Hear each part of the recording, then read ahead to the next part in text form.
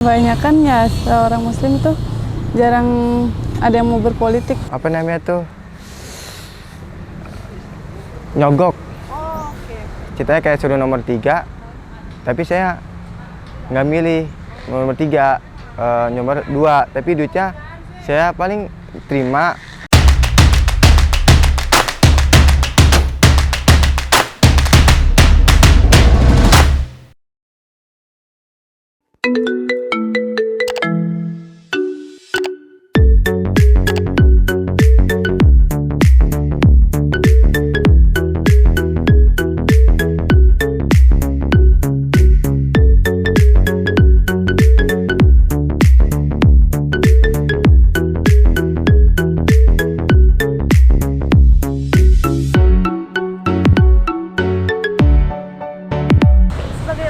Seorang muslim, menurut kamu politik itu apa sih? Sebuah kepemerintahan yang berusaha untuk memberikan pengembangan ataupun perubahan bagi kekuasaan sebuah negara. Seperti kita tuh berpendapat gitu.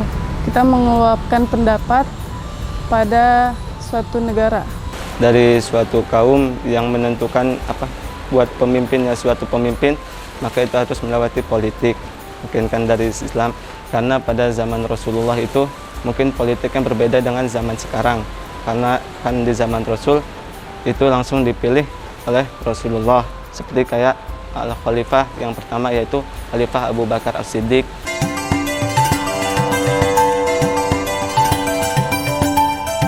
Kebanyakan ya seorang muslim itu jarang ada yang mau berpolitik karena takut terbawa arus. Jadi kayak kita seperti kayak ngomongin juga kan ya. Jadi takutnya jatuhnya kayak ngomongin seseorang tanpa orang itu tahu, jadinya lebih baik kita tidak ikut-ikutan gitu. Politik sih penting hukumnya. Tergantung politiknya itu. Kalau di dalam agama itu enggak juga sih. Karena orang muslim itu tanpa adanya politik juga tidak akan ada sebuah kemajuan bagi negaranya, karena politik itu salah satu pengaruh terhadap perubahan peradaban.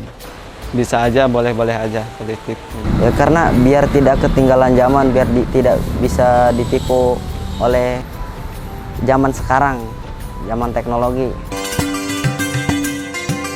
Sedikit kurang menyatu dengan antara kepemerintahan dan juga dengan masyarakat, dan perlu adanya daya di setiap peran untuk memberikan perubahan dan juga memberikan pengembangan dan juga aktivitas-aktivitas yang dapat memberi pengaruh baik bagi negara.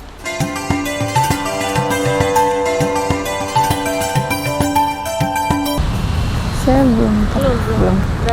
Pernah? Kira-kira kamu bakal nyoblos nggak? Iya.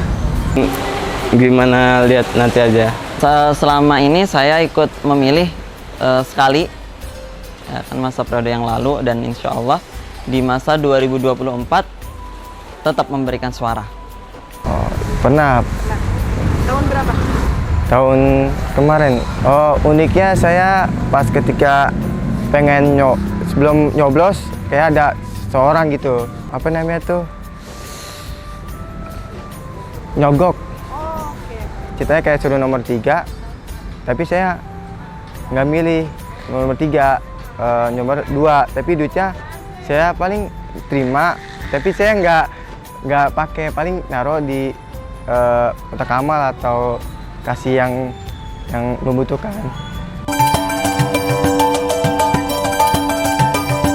Sebagaimana ayat tersebut menjelaskan bahwasanya adalah manusia itu boleh sibuk dengan urusan dunianya, akan tetapi tidak lebih dari kesibukan taat kepada Allah Subhanahu wa taala dan juga Rasulnya. Dan tentu Rasul itu sebagai panutan bagi umat-umatnya. Dan begitupun Allah adalah sebagai Tuhan yang Maha Esa, yang mana memberikan utusan kepada para Rasul, dan para Rasul menyampaikan kepada para umatnya, dan umatnya sebagaimana menjadikan Rasul itu sebagai teladan dan juga menerapkan dalam upaya-upaya dalam kehidupan. Ya, di dalam hidup itu kan cuma hidup sementara, karena tuh hidup itu menjalankan perintah Allah, menjauhkan larangan Allah. Ada hadisnya, barang siapa yang mengikuti sunnahku, dia akan masuk surga denganku. Jadi, menurut saya itu kekuasaan itu hanya Allah yang berkuasa.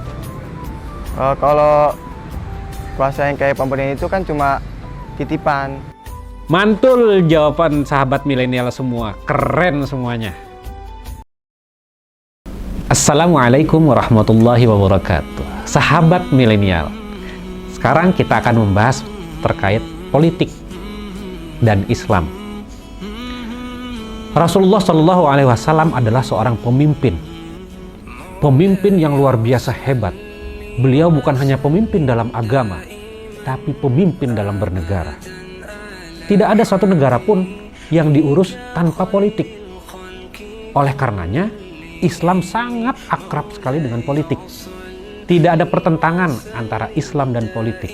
Karena Rasulullah dan para khalifah itu adalah pemimpin negara yang berpolitik dan juga pemimpin agama yang sangat zuhud kepada Allah Subhanahu wa Ta'ala. Nah, oleh karenanya, pemimpin dalam Islam itu merupakan hasil dari suatu proses politik.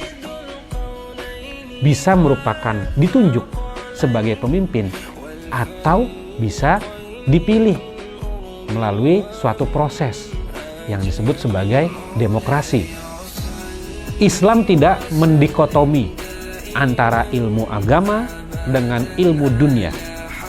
Siasah dalam Islam adalah hal mutlak yang diperlukan. Karena kalau umat Islam tidak memiliki keinginan untuk berpolitik, maka orang-orang selain Islamlah yang akan menguasai perpolitikan. Oleh karenanya, teman-teman milenial harus mengikuti dan harus mengetahui bahwa Islam dan politik itu sangatlah dekat.